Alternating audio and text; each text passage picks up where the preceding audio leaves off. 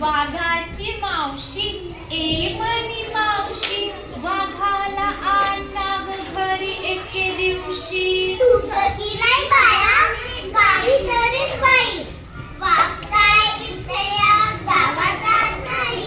मग कुठे? लांब लांबच्या तिथे. तिथे म्हणजे कुठे? लांब लांबच्या जंगलात. जंगलात जायची तुला वाटते ना ग भीती? छे रे बाळा, आता मी थकले आहे किती. उंदीर मामा दिसतात, जातेस कशी पळत? तुला